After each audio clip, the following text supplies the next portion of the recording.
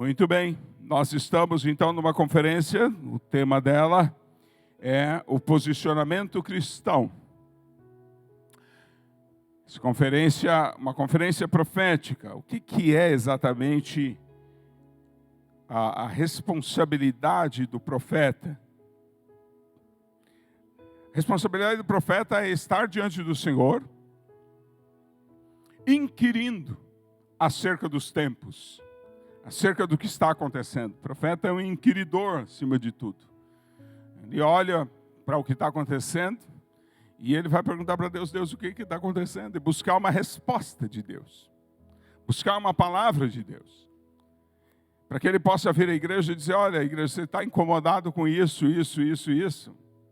A razão é essa. A solução é essa. Assim diz o Senhor sobre essa situação. E nós temos um problema de posicionamento. Você acompanhou aí, talvez, a guerra da Ucrânia e viu que a União Soviética conquistou uma capital da Ucrânia. Eles criaram uma tristeza muito grande para os ucranianos, mas eles conseguiram uma capital. E perderam a capital. A Ucrânia tomou de volta. Não conseguiram manter a posição.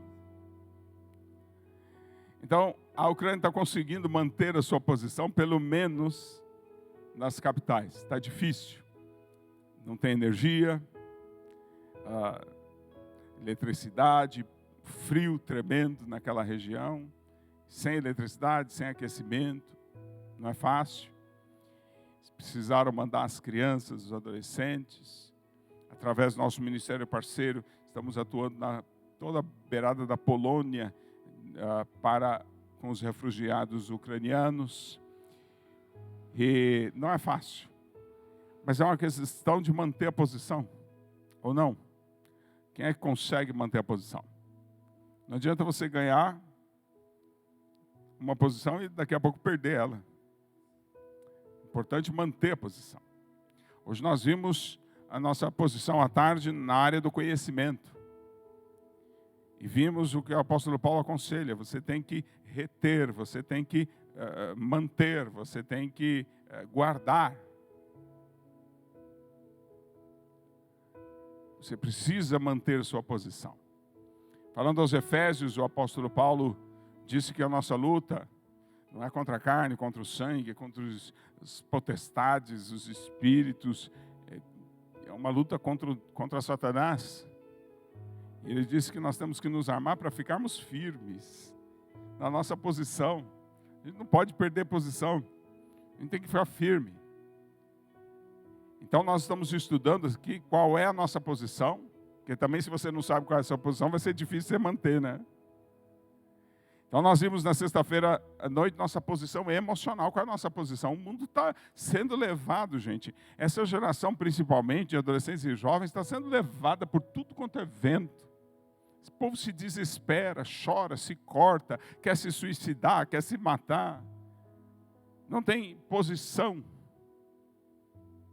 Não sabem de onde vieram, para onde vão. São como a moinha que o vento espalha. E você, qual é a sua posição? Seguindo o Salmo 1, será que você está plantado junto aos ribeiros de água? Dando fruto na estação certa? Suas folhas não caem. Você tem uma posição firme, enraizado. Ou você é como a moinha que o vento espalha? A gente já não, né? Saímos da roça faz tempo, né? Quem sabe alguém ainda experimentou, né? Ali trilhar arroz ou outro grão que tem palha, né? Só interessa o grão, a palha vai voando. E tem gente que é assim, não tem posição. Nós vimos a posição emocional na sexta-feira. Vimos a posição racional, intelectual, a posição do pensamento, cognitiva, hoje à tarde. Qual é a nossa posição no que se refere ao conhecimento, à sabedoria, ao entendimento? É incrível. Se você pensava que a ciência, ela vai revelar a verdade, seu pensamento é muito antiquado. Porque a nova filosofia da ciência só classifica como ciência aquilo que é dubitável, aquilo que se pode duvidar. Se você afirmar que uma coisa é verdade e não há dúvida, isso já não é ciência. Só é ciência aquilo que pode ser questionado, aquilo que pode ser duvidado. A base de informação com que um cientista lida hoje é tão grande que ele não sabe se ela é verdadeira ou é falsa. Ele precisa fazer a pesquisa dele a partir de um segmento do conhecimento humano, sem levar em conta que os conhecimentos prévios que geraram aquele, se eles são verdadeiros ou não. Portanto, a ciência hoje não tem fundamento nenhum. Ela não tem nenhuma base. O cientista, ele vai fazer pesquisas e vai relatar o que a pesquisa dele demonstrou, sem saber se a base da pesquisa é verdadeira ou não. Não há certeza nesse mundo para mais nada. Para mais nada. É bastante interessante o esforço econômico que, por exemplo, uma área muito próxima a minha, na qual eu tenho trabalhado bastante tempo, a psicologia, faz para manter a coerência. Mas se você for sincero, uma teoria da psicologia contradiz a outra, diz exatamente o contrário da outra. E aí você vai para a faculdade e aprende um discurso bonitinho de conciliação. São as psicologias, são ângulos diferentes de visão. Não são ângulos diferentes de visão, são opiniões diferentes sobre a mesma coisa. Contradizentes. Um diz que é uma coisa, outro diz que é outra completamente diferente. Então, de fato, ninguém sabe nada. E nesse mundo, qual é a nossa posição em termos de conhecimento? Qual é a nossa posição?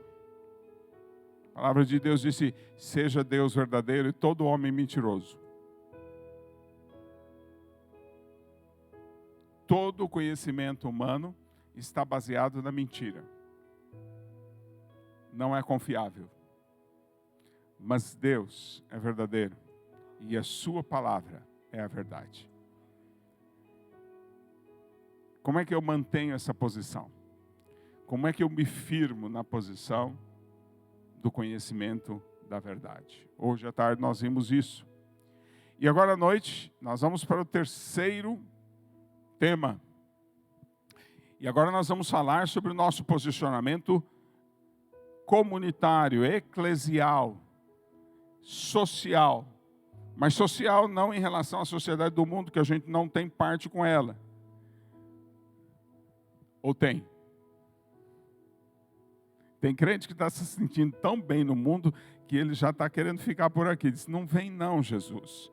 A gente estava cantando esse hino aqui, que diz que Jesus vai voltar, e eu imagino que alguém crente estava ali fazendo, ali, torcendo para Jesus não vir. Vem não agora não, Senhor, que eu, tá curtindo o mundo, gosta demais daqui. Nem se sente mais estrangeiro, já tirou até visto de residência, já tem até o green card nesse mundo já. Eu sei que aqui em Porto Ferreira não tem nada disso, aqui os crentes são crentes mesmo, mas por aí os crentes não querem mais nem saber do céu, nem ninguém fala mais de céu. Então, quando a gente fala no nosso posicionamento social, nós estamos falando da igreja. Como é que são os nossos relacionamentos com os outros? Porque as emoções têm a ver com nossa subjetividade. A racional tem a ver com a gente mesmo. Mas e o que é que tem a ver com os outros? Nosso posicionamento em relação aos outros. Nós estamos falando de igreja. Igreja é um lugar de gente imperfeita, por isso que a igreja tem muito problema. Você entrar no hospital e esperar que não tenha ninguém doente, você não entendeu bem o que você foi fazer lá, Você não sabe o que é hospital se você está esperando que não tenha ninguém doente. Igreja é um lugar onde nós somos curados. A igreja é um lugar onde nós somos transformados. Isso significa que tem muita gente doente dentro da igreja. Gente doente que já descobriu que está doente, porque tem muita gente aí no mundo que está doente e não sabe. E gente que quer ser transformado, gente que quer ser modificado. Então, quando a gente fala do relacionamento da igreja, a gente tem que estar preparado para algumas ações de melhoria de todas essas problemáticas e de todas essas dificuldades. A igreja, desde que ela foi formada por Jesus, ela enfrenta heresias, enfrenta pessoas com pensamentos meio tortos, com ideias meio confusas, com discordâncias, com desarmonias, com desacordos, com brigas, com dissensões, com uma porção de coisas assim. Né? Será que aqui também em Porto Ferreira assim, ou não?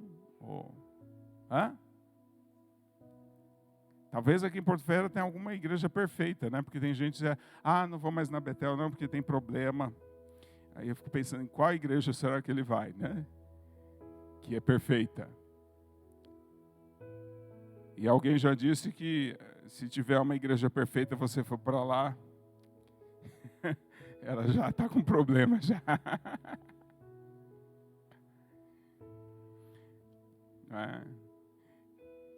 Eu sei, por exemplo, que aqui na Betel tem uma igreja que tem lugar aqui da igreja que não tem pecado nenhum, né? Aqui, por exemplo, nesse quadrado aqui, tem pecado nenhum aqui, ó. Aqui, tem nenhum. Tira o pé aí. Aqui, ó, nesse quadrado tem pecado nenhum. Tem problema nenhum aqui. Nenhum problema, né? Pronto, agora já tem um problema.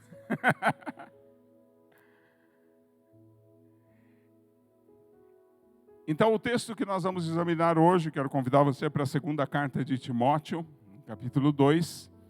Nós vamos olhar um texto que ajuda a gente a lidar com os problemas na igreja. O apóstolo Paulo está prevenindo, Timóteo, você vai continuar a minha obra. O apóstolo Paulo vai morrer, ele já sabe que vai morrer, vai ser condenado à morte, e ele quer convencer Timóteo a continuar liderando a igreja na Turquia. E ele precisa convencer Timóteo. E ele não esconde o jogo, né? Ele não diz, Timóteo, é maravilhoso, Timóteo. Né? Ele fala, sofre comigo, vem sofrer. Porque não é fácil, vem sofrer.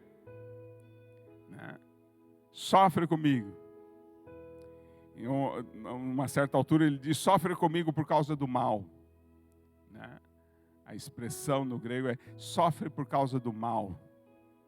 As traduções às vezes são difíceis, mas basicamente é, sofre por causa do mal. Você vê o mal e aí te faz sofrer isso. E esse é o trabalho que Timóteo devia fazer. Paulo vai ensinar Timóteo a lidar com os problemas da igreja. Você quer aprender? Ou você vai fazer uma igrejinha perfeita só para você? Eu vou formar uma igreja perfeita só para mim. Acho que não vai dar certo, não. Vamos ouvir a palavra do Senhor, que é que o Senhor orienta. 2 Timóteo capítulo 2, versículos 20 a 26. Esta é a palavra de Deus. E a palavra de Deus diz assim. Numa grande casa há vasos não apenas de ouro e prata, mas também de madeira e barro. Alguns para fins honrosos, outros para fins desonrosos. Se alguém se purificar dessas coisas, será vaso para honra, santificado, útil para o Senhor e preparado para toda boa obra. Fuja dos desejos malignos da juventude e siga a justiça, a fé, o amor e a paz com aqueles que de coração puro invocam o Senhor. E evite as controvérsias tolas e inúteis, pois você sabe que acabam em brigas. Ao servo do Senhor não convém brigar, mas sim ser amável para com todos, apto para ensinar, paciente, deve corrigir com mansidão os que se lhe opõem, na esperança de que Deus lhes conceda o arrependimento, levando-os ao conhecimento da verdade, para que assim voltem à sobriedade e escapem da armadilha do diabo, que os aprisionou para fazerem a sua vontade. O apóstolo Paulo, querendo motivar e preparar Timóteo para continuar o seu ministério, num cenário de contaminação da igreja por heresias, divisões, brigas, ciúmes, invejas, contendas, todo tipo de problema, ele começa o capítulo 2 falando de dedicação. Timóteo, você só vai conseguir trabalhar com a igreja, você só vai conseguir avançar com a igreja se você se dedicar. E se você é pastor, se você é missionário, se você é líder dessa igreja, e você quer ver essa igreja marchando, quer ver essa igreja alcançando vitórias, quer ver essa igreja avançando, você precisa de dedicação. Você precisa se dedicar. Arranje um jeito de se dedicar totalmente. Porque sem essa dedicação total, as coisas não acontecem. O apóstolo Paulo disse para Timóteo no início do capítulo, disse: Timóteo, o soldado não se embaraça com as coisas dessa vida. Imagina, cuidar da igreja já é difícil. Se você ainda tiver mais problema na empresa, mais problema no cartório, mais problema na venda, no comércio, não sei aonde, de que jeito que vai ficar? Se livra de todo embaraço e se dedica ao ministério. Porque a igreja precisa dessa dedicação total para que aconteça. E você, igreja, olhe para os seus líderes que se dedicam totalmente à obra, valorize isso. Porque sem essa dedicação total, a igreja não acontece. Mas a segunda coisa é que o apóstolo Paulo fala no meio do capítulo 2, precisa de fidelidade. Ele vai falar de pessoas que abandonaram a fé. Hoje, pela manhã, a gente falou bastante disso. Gente que abandonou a fé, gente que abandonou a doutrina sadia, gente que balançou em termos dos padrões, em termos da verdade, em termos da santidade, gente que se abalou em termos daquilo que a Bíblia diz. Não dá. É preciso que nós estejamos baseados no firme fundamento da palavra de Deus, para que a gente consiga ajudar a igreja, para que a gente consiga abençoar a igreja. Não tem jeito de ter uma igreja abençoada se a gente fica negociando. Mas Deus não vai ligar, porque esse pecadinho é pequeno, porque isso aqui dá para passar. Não tem jeito, você precisa de fidelidade a Deus, fidelidade à palavra de Deus. Você precisa de fidelidade ao que Deus mandou, ao que Deus ordenou, senão não funciona. Você começa dá um jeitinho aqui, um jeitinho ali, as coisas vão de mal a pior. Mas a terceira coisa que o apóstolo Paulo fala, e essa é a nossa passagem, já é o final do capítulo 2, ele vai dizer que também é preciso santidade. Em Timóteo, você precisa de dedicação, você precisa de fidelidade e você precisa de santidade. Para que a igreja seja sadia, para que a igreja cresça, para que as pessoas sejam transformadas, para que os corações sejam mudados, para que a igreja seja cada dia mais cheia da graça, do poder, da bênção de Deus, ela precisa de santidade. Ela precisa de santificação. Sem santidade não dá, não funciona. E é nessa palavra que nós vamos meditar agora. O apóstolo Paulo, falando sobre fidelidade, ele disse, tem gente aí que não é fiel à palavra de Deus, não é fiel a Deus, mas se apresenta como se fosse. Mas não se engana não, Deus conhece quem é dele. E quem é dele se afasta da iniquidade. E se está firme esse estatuto, afaste-se da iniquidade todo aquele que confessa o nome do Senhor. Deus sabe quem é dele e a gente sabe também. Porque quando uma pessoa é de Deus, ela se afasta da iniquidade. E com isso ele termina o tópico de fidelidade. E ele aproveita essa ideia de se afasta da iniquidade para começar essa passagem que nós lemos, que trata de santidade. Se afastar-se da iniquidade. Então, o apóstolo Paulo começa a falar desse se afastar da iniquidade, dessa santidade da igreja, contando uma parábola, fazendo uma comparação.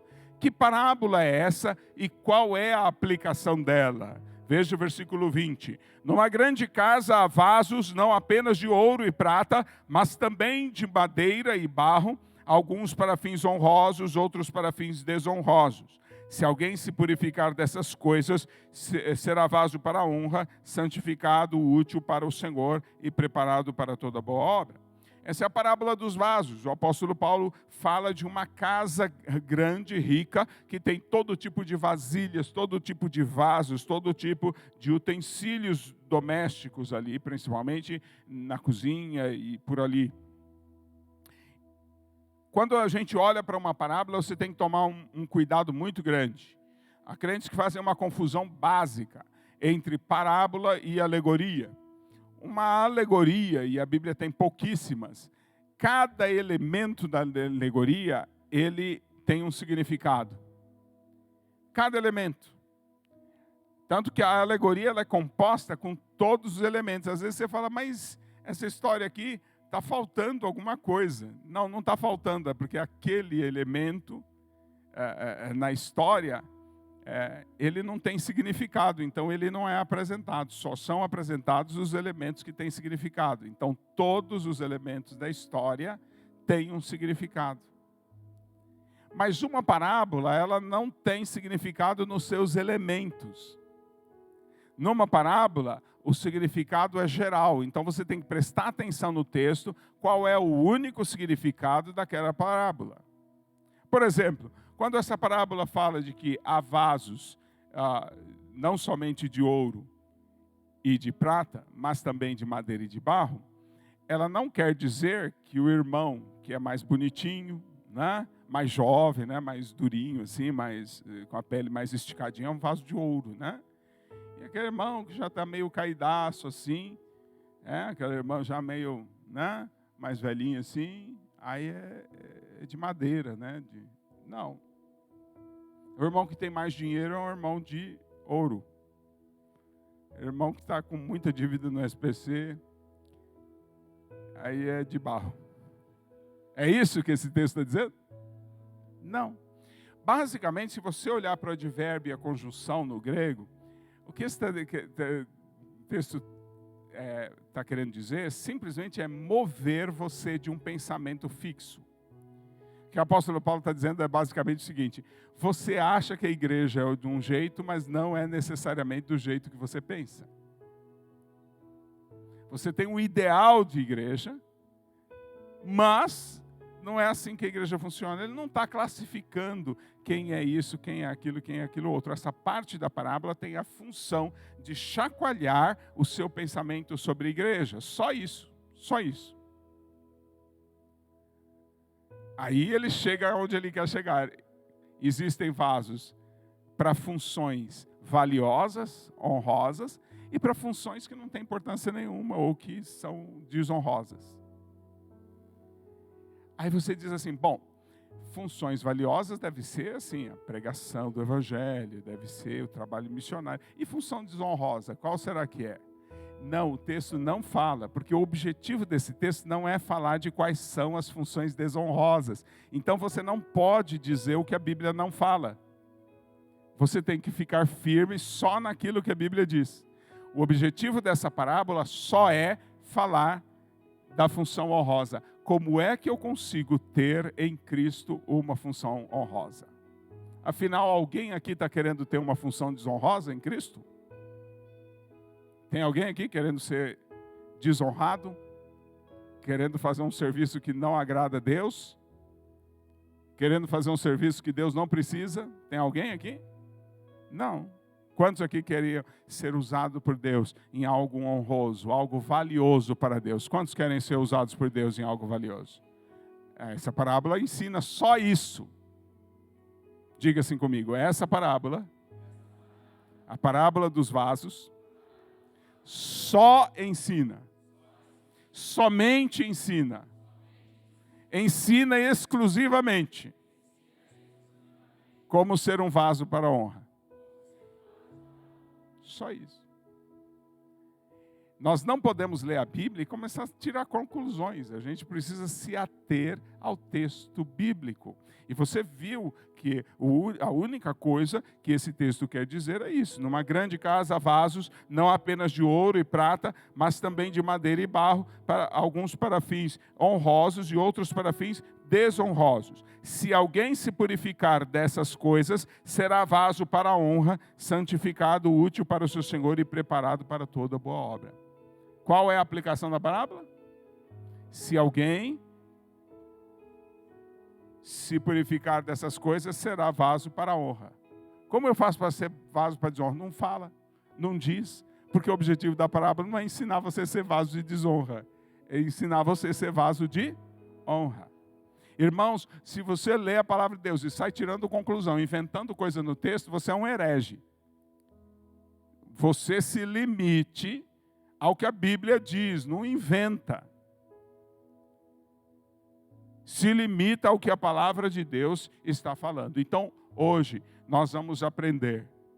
Eu fiz uma longa introdução. Se o tempo ficar muito apertado, eu vou parar no meio. Mas pelo menos esse primeiro tópico você vai sair daqui sabendo. Como ser um vaso de honra. Como ser usado por Deus para coisas honrosas, coisas valiosas. Porque uma igreja abençoada, é uma igreja onde as pessoas são usadas como vasos de honra. Deus quer usar você para aquilo que é bom. Deus quer usar você para coisas honrosas para Ele. Né? Então vamos ver, como é que isso funciona? Como é que eu me torno um vaso para a honra? Primeiro, limpar-se totalmente desde isso. Literalmente é isso. Limpar-se totalmente disso. De isso, né? Para fora disso. E aí, a maioria das pessoas vai ler esse texto e dizer, do que o apóstolo Paulo está falando? Se alguém se purificar dessas coisas, quais coisas? Das coisas que ele falou na sessão anterior, heresias e tal, ou das coisas que ele vai falar depois disso? Você não entendeu bem a palavra purificar. Você purifica alguma coisa seletivamente? Se eu vou lavar a louça, aí eu vou tirar só as manchas vermelhas e marrons dos pratos. Então, se tem mancha de feijão, eu tiro. Se mancha de ketchup, eu tiro. Mas se tiver mancha de mostarda, eu não tiro. É assim que você lava a louça? Hã? Não. Eu vou tá uma roupa toda suja, caiu o café, caiu mas não sei o quê. Eu vou tirar só as manchas desse tipo. Desse tipo eu não vou tirar. É assim? Não. Purificar dessas coisas quer dizer purificar de qualquer coisa que é suja. Purificar de qualquer coisa que desagrada a Deus. Purificar de qualquer coisa que contamina. Se alguém se purificar, tem que ficar puro. Você não pode ter um pecado que você deixa e outro que você tira. Você não pode ter uma coisa que você resolve e outra que você mantém. Não dá. Aí você não está puro. Se alguém se purificar dessas coisas, quais coisas? De qualquer coisa que é impura. De qualquer coisa que não é do agrado de Deus. De qualquer coisa que Deus que Deus abomina, que Deus não aceita. Qualquer coisa. Então, se alguém se purificar dessas coisas, como é que eu faço para ser um vaso de honra, para ser usado para a honra? A primeira coisa é que eu preciso me limpar, me purificar de qualquer coisa que me mantém impuro, que me mantém sujo. Aí eu vou ser um utensílio destinado a uma função valiosa, vou ser um vaso de honra, vou ter uma função honrosa no reino de Deus, dentro da igreja. Tem uma função honrosa. Agora, ele descreve essa função honrosa com 3 adjetivações. São 2 substantivos e 1 adjetivo. Ele usa 2 substantivos para adjetivar e usa 1 adjetivo. Então, perceba o que é se santificar. Como é que eu sei que eu estou santo? Como é que eu sei que eu estou santificado? De que maneira eu sei que eu já me purifiquei? De que maneira que eu sei que eu estou purificado? Primeiro, ele vai ser um vaso santificado. A palavra santificado, hagios, ela significa diferente. É algo que não se mistura com o resto. É algo separado. O apóstolo Paulo vai mostrar essa separação em várias coisas. Eu comecei a falar sobre a amizade com o mundo. Amar o mundo e o que há no mundo. Não é? Isso não é uma pessoa separada. Pessoa que se dá bem com o mundo não é uma pessoa separada. Crente tem que ser diferente, exatamente o contrário do que dizia na minha época. A gente, lá nos anos 80, adolescente, assim, a gente não pode ser diferente do mundo, senão nós vamos ganhar o mundo para Jesus. A gente tem que ser mais parecido com o mundo, né? E aí começamos a mudar a música, começamos a mudar o culto, começamos a mudar a igreja. Minha geração foi a geração que deixou a igreja mais parecida com o mundo. Infelizmente, tenho vergonha de dizer. Porque os crentes antes dos anos 80 eram uns diferentões, eram absurdamente diferentes. Eu não conheci nenhum outro crente até, eu acho que o 8º ano de escola. Eu era o bicho diferente da escola. Era crente, eu era crente. E não era fácil ser crente, não. A gente ainda saía desfilando pelo meio da rua, orquestra tocando as bandeiras, tocando a Bíblia na frente, a igreja toda marchando atrás nas festividades e o mundo todo olhando. Nós sabíamos ser o escândalo desse mundo. Hoje a igreja não tem mais nada de diferente, não. O apóstolo Paulo perguntou: que comunhão há entre o templo dos ídolos e o templo de Deus? Você é o templo de Deus, que comunhão você tem com o templo dos ídolos? Mas eu vejo jovens perguntando: mas o que tem eu namorar com a pessoa que não é crente? O que tem? Não tem nada não, só que você vai para o inferno. Tchau. Seu ventre, seus desejos são o seu Deus. Enquanto você não sacrificar os seus desejos no altar de Deus, não morrer para esse mundo e viver para Deus, não tem santidade, não tem igreja. Igreja precisa ser santa. E a gente sabe o que é santo quando a gente está separado das coisas desse mundo. Separado das coisas desse mundo. Separe-se das coisas do mundo, para que Deus possa usar você como vaso de honra. Senão você é um atrapalho. E ainda vai ficar dizendo que é os outros. Mas é você mesmo que não se santifica, que é o problema. Segunda coisa que é útil. Útil, aqui é aquilo que tem características para ser usado. Não é? Se a vassoura não varre mais, ela não é útil. Aí você guarda ela, tem em casa um museu, bota uma plaquinha, vassoura que eu usei no verão de... É assim que você faz? Não, você joga fora, porque ela não é útil. A escova de dente fica parecendo assim uma peruca de cacheada, assim, cerda, tudo tortinho, não escova mais nada, você faz o que com ela? E jogar fora. Não serve para mais nada.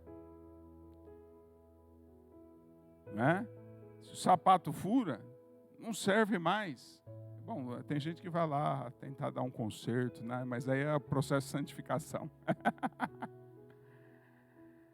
Mas aquilo que não é útil, né? Você não fica colecionando lâmpada queimada, a não ser que você anda fazendo, como chama, o cerol, né?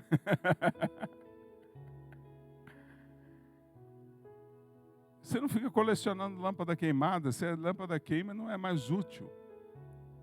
Você é útil para Deus? Deus pode usar você para sarar a vida de outras pessoas? Para iluminar a vida de outras pessoas? Nós temos que ser úteis. Trata de ser útil. Trata de ser útil para Deus. É assim que você se torna um vaso de honra. Deus não tem bibelô, vasinho de enfeite. Ele precisa de coisa que seja útil. Esse é o conceito de santificação, o conceito de nós nos tornarmos vasos de honra. E terceiro, preparado. Preparado para toda boa obra. Ou seja, não adianta só ser útil, tem que estar pronto para o uso. Não é?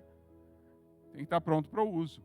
Às vezes você tem um celular que é muito útil, mas está descarregado, sem bateria. Então, ele não está preparado. Aí você precisa fazer uma chamada urgente, precisa pedir emprestado de outro. Mas você não tem um iPhone 15S extra, não sei o que e tal. Tem, mas está descarregado. Melhor o iPhone 6 que está carregado do que o 14 que não tem bateria. Percebe isso? Além de ser útil, você tem que estar preparado. Preparado para ser usado. Quantos estão preparados aqui? Deixa eu ver. Se Deus te mandar hoje, vai a Nínive, pregar o evangelho em Nínive, você vai? Vai mesmo? Muito bem. Você tem passaporte? Então não está preparado.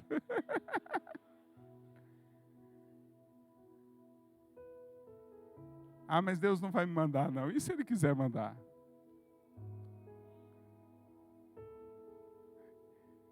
A história do passaporte é um exemplo jocoso, né? Engraçado, mas em muitas áreas nós devemos estar preparados e não estamos. Essas 3 características, santificado,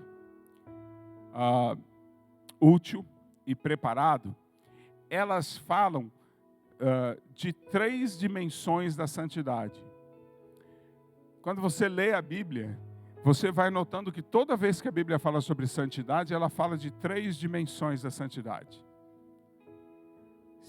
Ou de 2, ou de 1, mas sempre são 3 dimensões. Eu gosto de dar o exemplo das 3 dimensões, contando uma parábola minha, que eu criei para explicar santificação e santidade para adolescentes. E a parábola da escova de dente, né? Então, são as 3 dimensões da santidade. A primeira dimensão da santidade é pureza. Você só é santo quando você é puro. Então, imagina que você tem escova de dente, né? E você está lá escovando o dente. Escova, você é muito caprichoso para escover, vai fazendo aquela baba toda, aquela espuma toda, você escovando. E aí o cabo fica meio escorregadio e de repente ele escapa. Tchubum. Você nem tinha dado descarga. Mas você é um adolescente, um jovem, muito moderninho, né? Muito antenado aí, você não liga para essas coisas.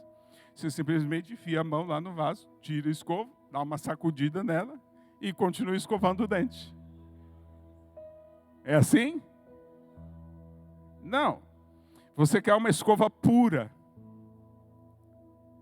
limpa, sem contaminação para você usar.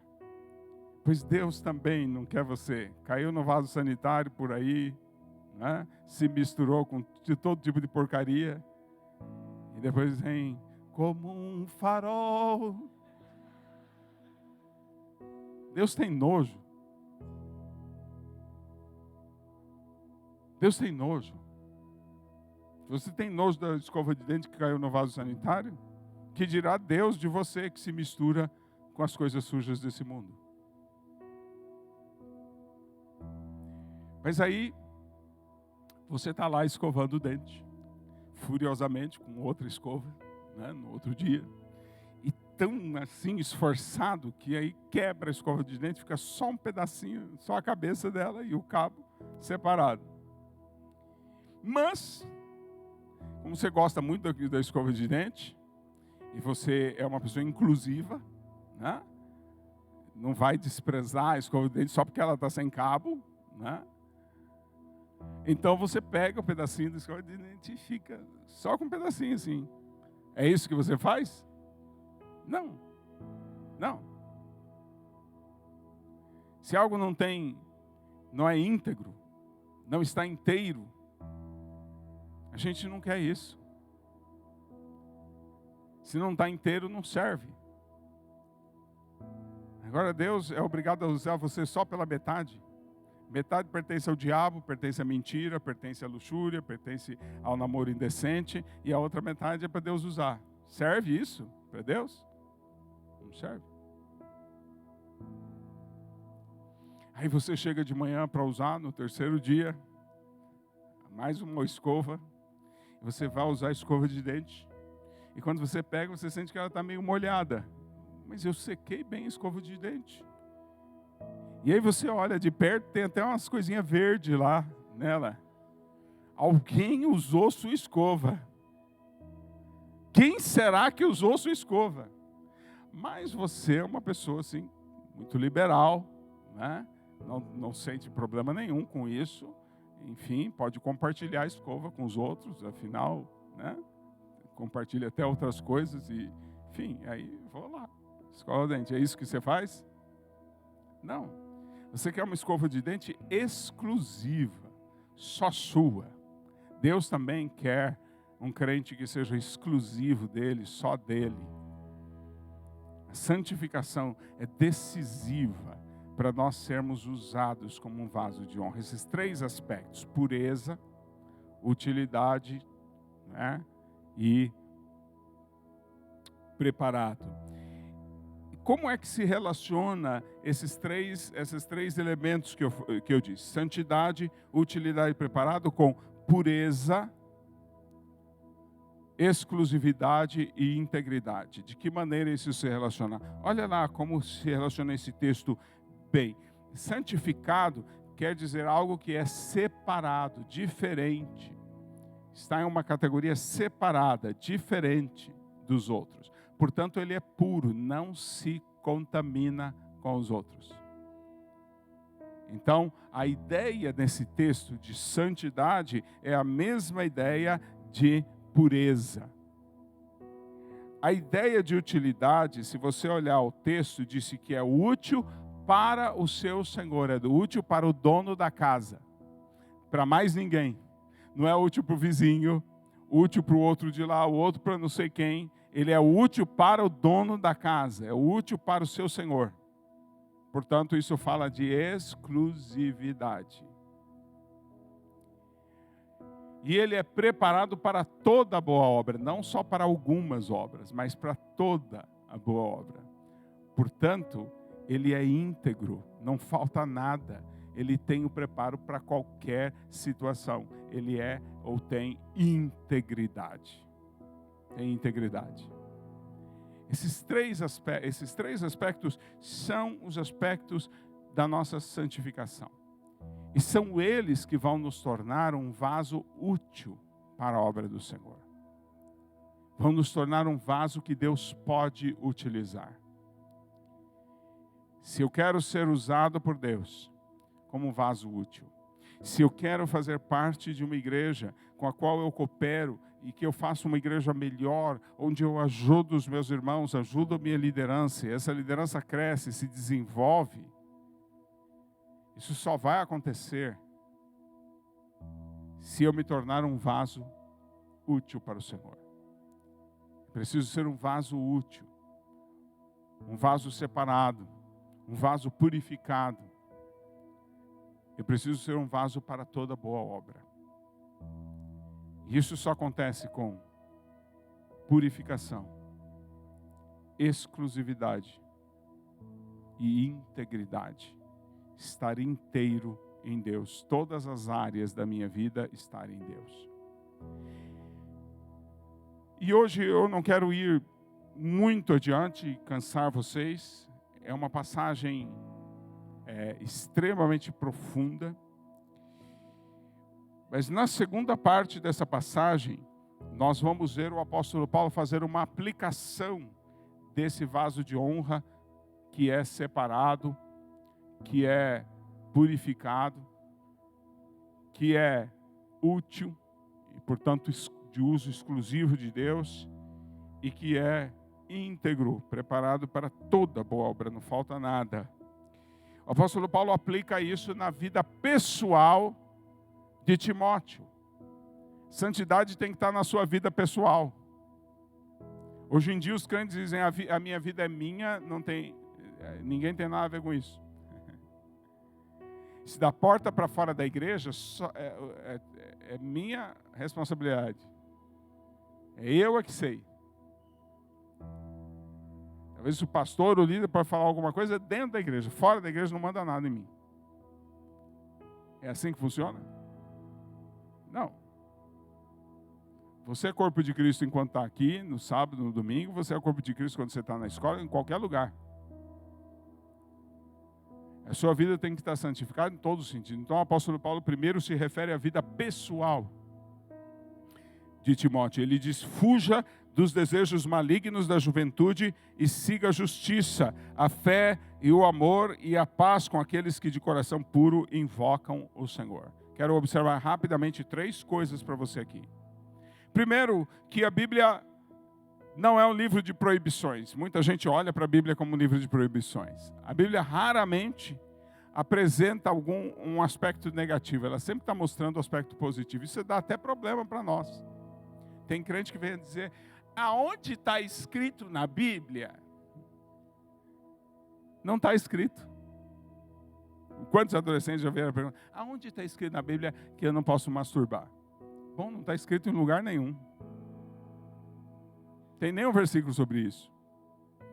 Tem mais versículos sobre o que você deve fazer, do que você deve encher a sua cabeça, o que você deve fazer com o seu tempo, como você deve construir uma sexualidade sadia.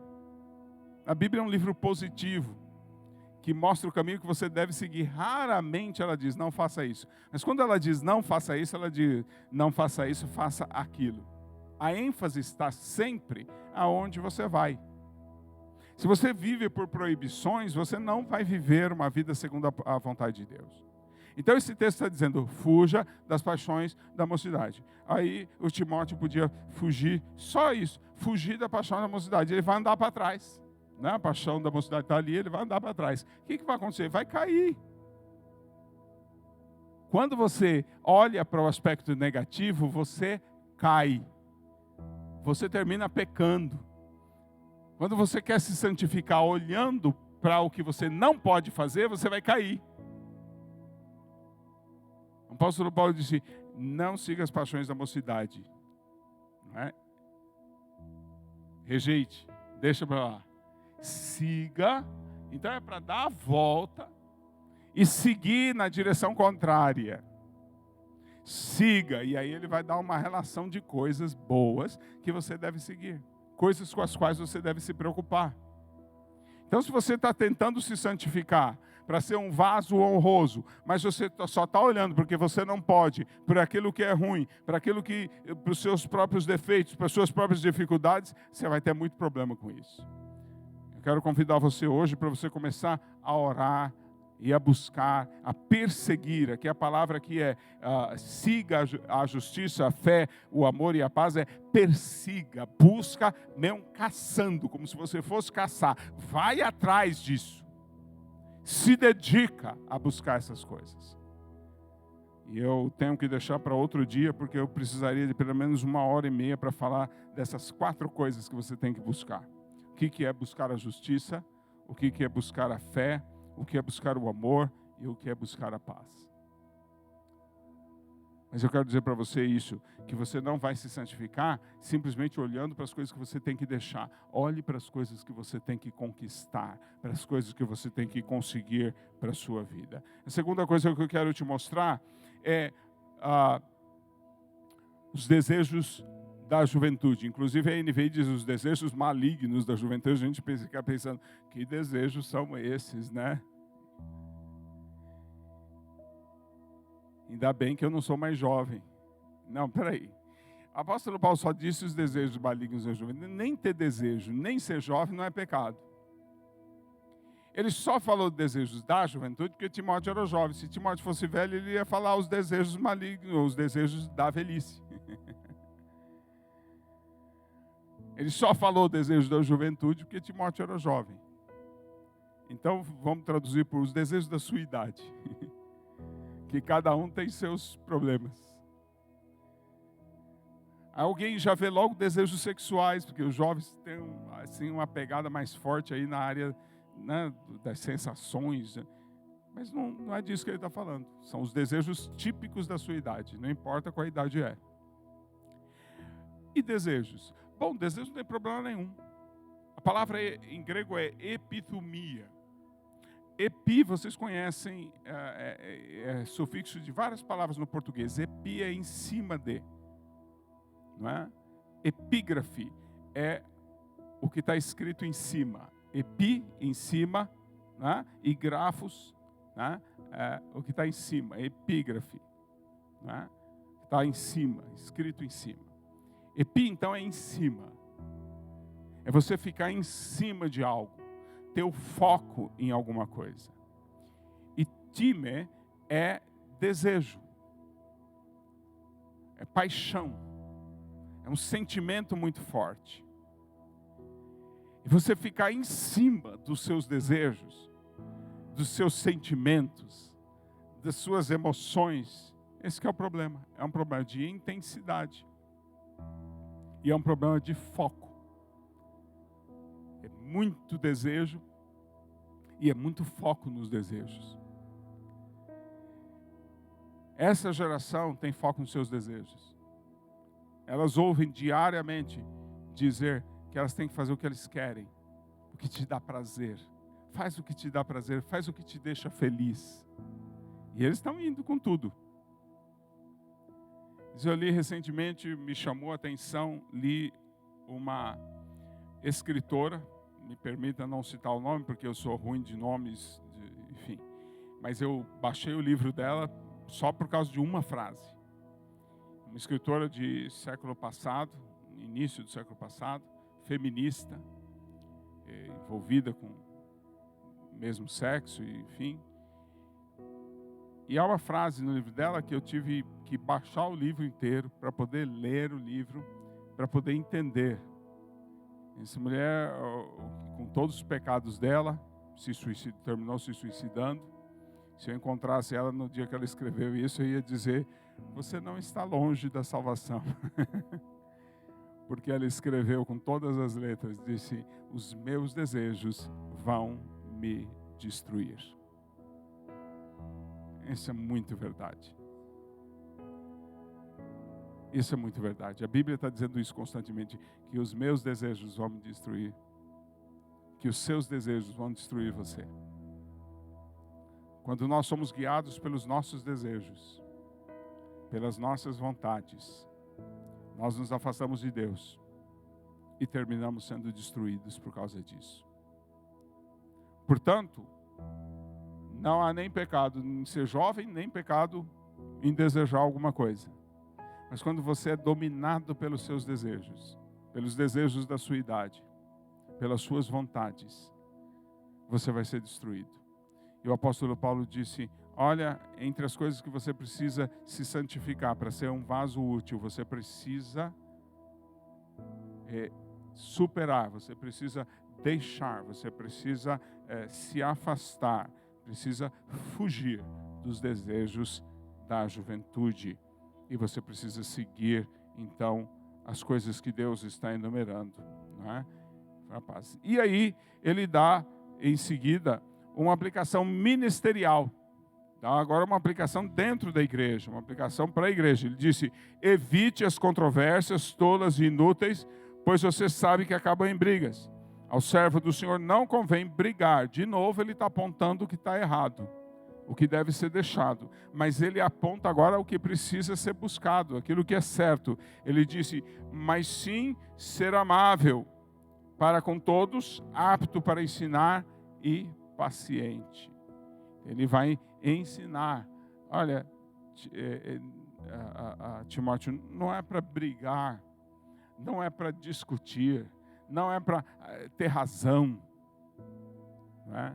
Você precisa ser amável. A palavra amável, ela tem uma tradução difícil para o português, porque a raiz dela é palavra. Quer dizer, uma pessoa que conversa, uma pessoa que fala calmamente. Você precisa ser uma pessoa que fala calmamente, uma pessoa que ensina, uma pessoa que faz o outro aprender, e uma pessoa que é paciente, né? Que não se exaspera, que não perde a paciência. Então Ele também vai exigir essa santificação no modo como nós ministramos para outras pessoas, no modo como nós ajudamos outras pessoas.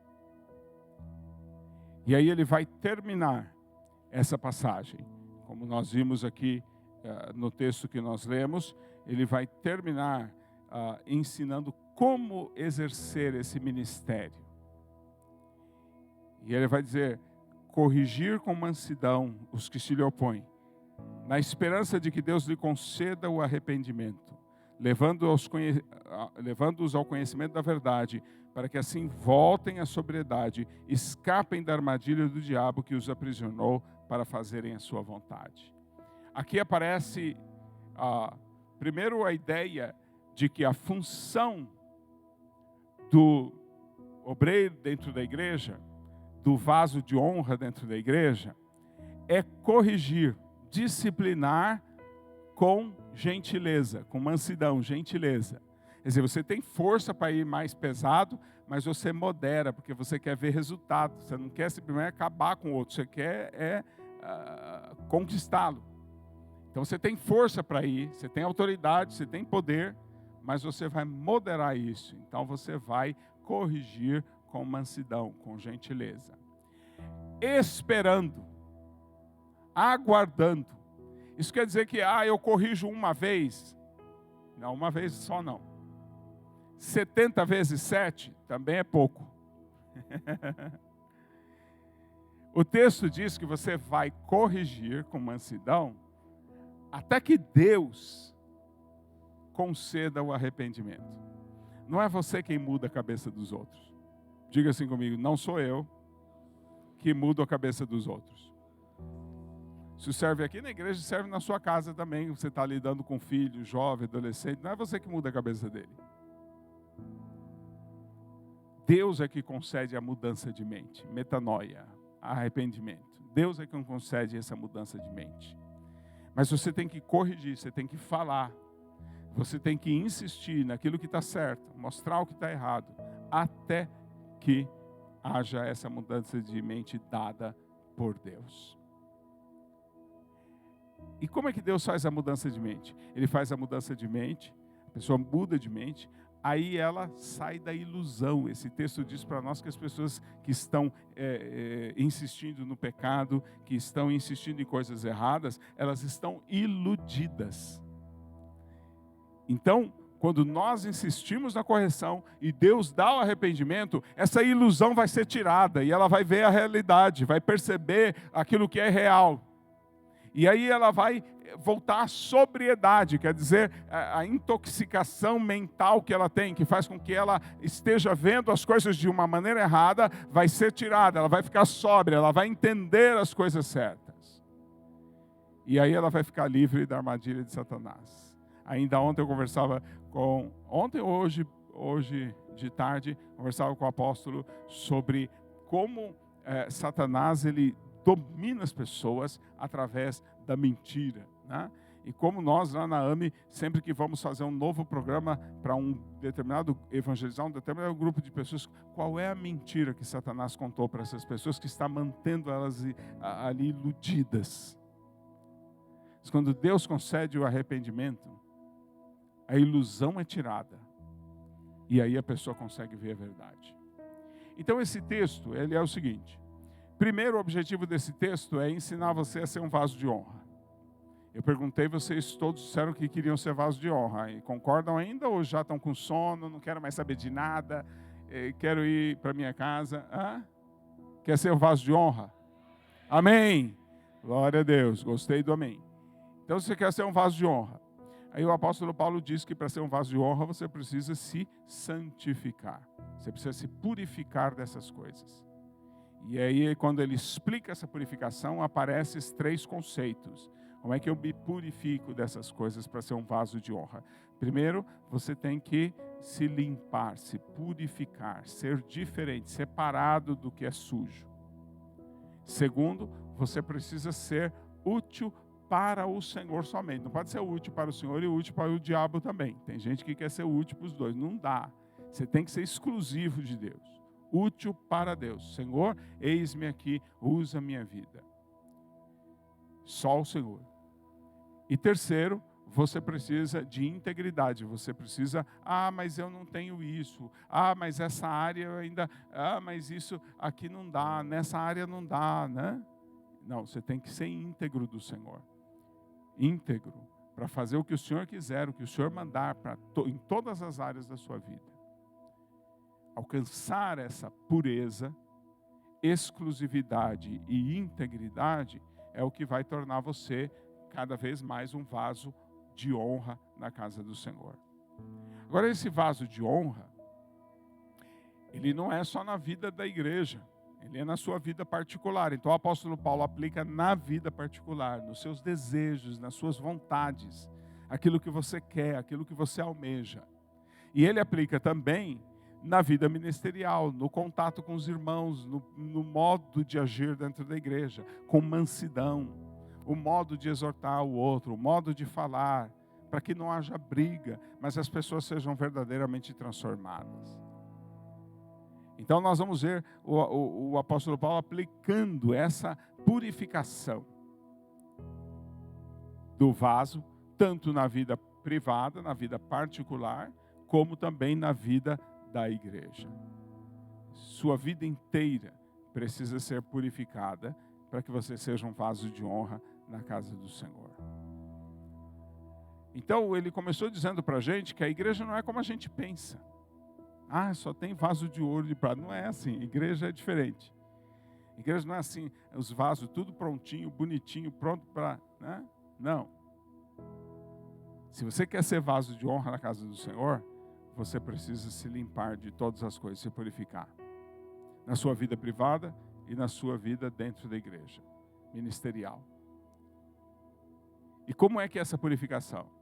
Primeiro, você precisa de pureza. Os 3 aspectos da santidade que eu quero que você aprenda. Por isso que eu contei a parábola da escova de dente. 3 aspectos. Você precisa de pureza. Hoje, tem alguma coisa contaminando a sua vida? Você está associado a pessoas que são pecadoras e o pecado delas está respingando na sua vida? Você precisa resolver isso na sua vida. Tem gente que acha que não tem problema. Não tem problema, né? Conviver com as pessoas, né? E daqui a pouco a pessoa está se envolvendo com corrupção e carregando você junto também, né? Se envolvendo com malícias e com prostituições, carregando você junto também. Ou então aquilo que você assiste, aquilo que você lê, está te contaminando. Você precisa cortar isso. Você precisa de pureza. Agora, às vezes a gente quer resolver tudo de uma vez, ou então às vezes a gente quer se concentrar só naquilo que eu preciso deixar, eu preciso ver aquilo que eu preciso seguir. O apóstolo Paulo vai dizer que, olha, se há algo de bom, algo de útil, nisso pensai. Quer dizer, você não vai só se preocupar com aquilo que você... não posso isso, não posso aquilo outro. Mas se preocupar com aquilo de bom que você precisa fazer para se afastar daquilo que é mal. Pureza. Exclusividade. Ser só do Senhor. Será que você é do Senhor, mas é o diabo que está usando sua língua? Você é do Senhor, mas seu carro está sendo usado para coisas erradas. É do Senhor, mas só até entrar no portão da escola para dentro, dá um tempo. O Senhor fica aí fora, não olha não o que eu estou fazendo. Como que é? Exclusividade quer dizer que só o Senhor dirige a sua vida, só o Senhor manda na sua vida, só o Senhor conduz a sua vida. E integridade. Estar inteiro nas mãos do Senhor. Estar totalmente capacitado pelo Senhor, cheio do Espírito do Senhor, cheio dos dons que o Senhor quer te dar. A primeira vez que eu discuti isso, e com isso nós vamos terminar, essa questão da santificação, foi para entender por que os crentes não fazem o que o Senhor mandou. O Senhor mandou poucas coisas. A principal delas foi: ide por todo mundo e pregar o evangelho a toda criatura. Quem aqui falou de Jesus nos últimos 15 dias sem que o não crente perguntasse? Falou para um não crente de Jesus, teve uma boa conversa sobre Jesus com o não crente, sem que ele perguntasse. Porque eu já percebi a manha, tem muito crente que fala de Jesus, mas só quando o não crente pergunta. E a palavra manda a gente pregar a tempo e fora de tempo. Quem aqui se lembra de uma pessoa que você evangelizou, que você falou de Jesus nos últimos 15 dias? Vou dar 15 dias para facilitar. Nos últimos 15 dias, você pode dizer o nome dessa pessoa nos últimos 15 dias que você evangelizou? Deixa eu ver aqui, quantas mãos?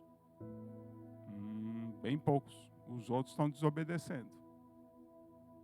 Jesus mandou uma ordem simples: ide por todo mundo e pregar o evangelho a toda criatura. Aí eu comecei a perguntar para os crentes por que eles não evangelizam. E apareceu 3 tipos de desculpas. Né? 3 tipos de desculpas. Você pode até imaginar quais são. A primeira é a última. Eu vou começar da última. Né?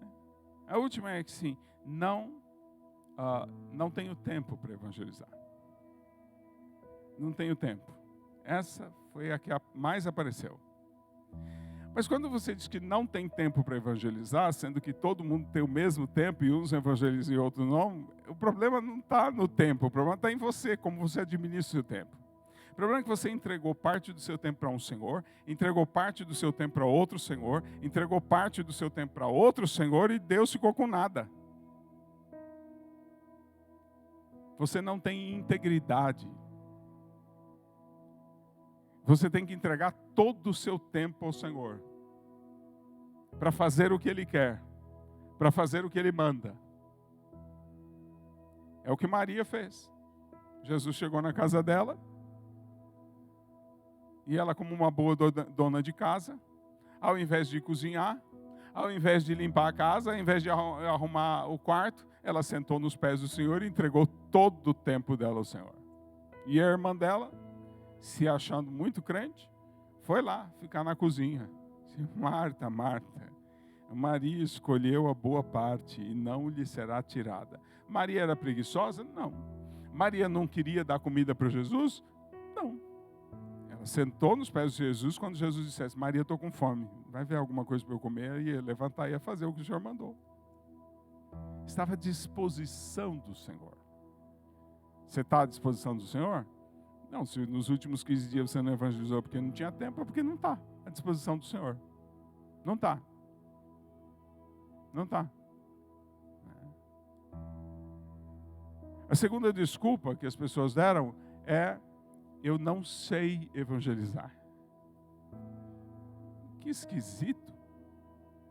A palavra do Senhor disse: mas recebereis poder a descer sobre vós o Espírito Santo e sereis minhas testemunhas, tanto em Jerusalém como em Judéia.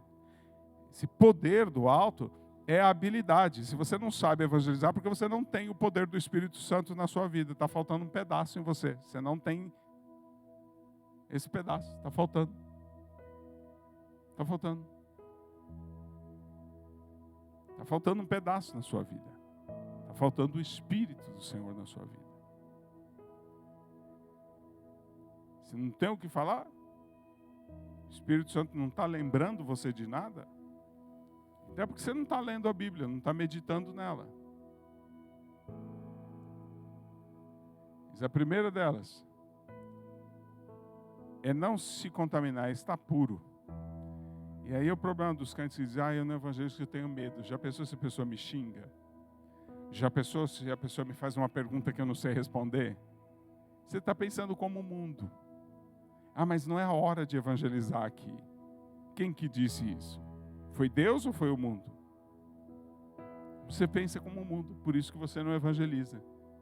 Você tem medo do que eles têm medo. 1 Pedro 3:15. Não temam o que eles temem. Você tem medo do que eles temem. Então nós vamos nos santificar. Se você quer ser um vaso de honra, para que nós tenhamos uma igreja sólida, uma igreja forte, uma igreja abençoada, cada crente como um vaso de honra, você precisa se purificar dessas coisas. Você precisa ser exclusivo de Deus. Você precisa ser limpo para Deus e você precisa ser íntegro para Deus, inteiro de Deus. Santificar. como é santo o vosso Deus. Amém? Essa é a palavra de Deus para você.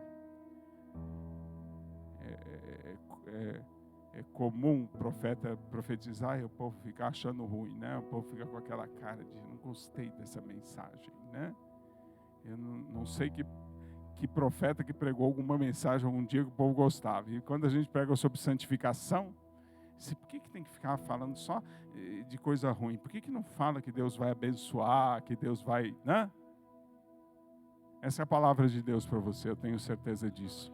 É isso que Deus mandou falar e é isso que eu estou falando.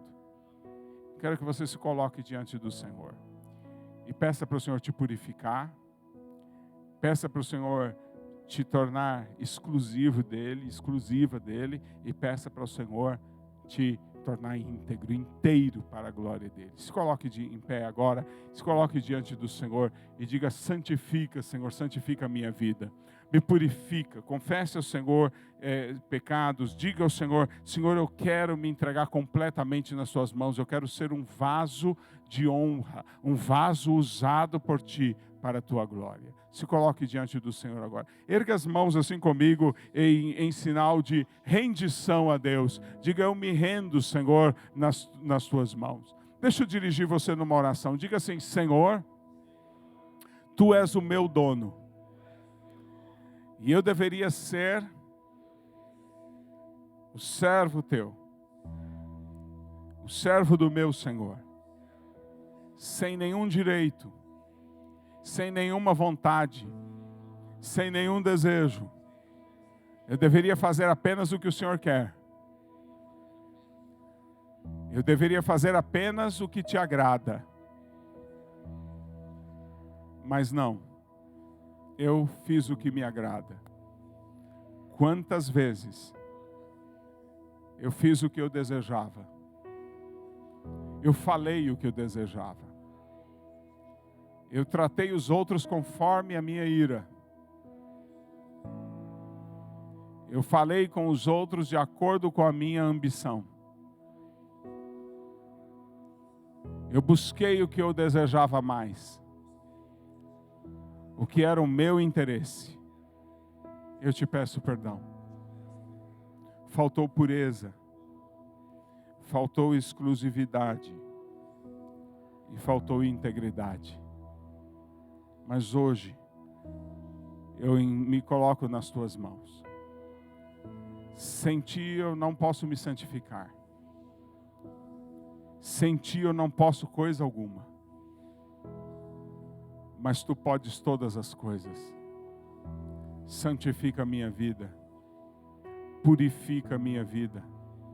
Conserta a minha vida. Toma-me para Ti somente. Eu quero ser somente Teu. Eu quero me entregar completamente. Usa a minha vida como um vaso de honra para fazer coisas que Te agradam, para fazer aquilo que o Senhor quer. E eu sei que se eu buscar em primeiro lugar o Teu reino sobre a minha vida, as demais coisas serão acrescentadas. Eu não preciso me preocupar. Senhor, ajuda-me a negar a mim mesmo, a tomar a minha cruz e seguir o Senhor. Em nome de Jesus eu oro. Amém. É verdade isso? É verdade mesmo? Então ora aí no seu lugar e diga: Senhor, eu falei isso aí, mas é verdade. Eu quero realmente ser purificado, ser completado. Quero ser exclusivo Teu. Diga isso ao Senhor.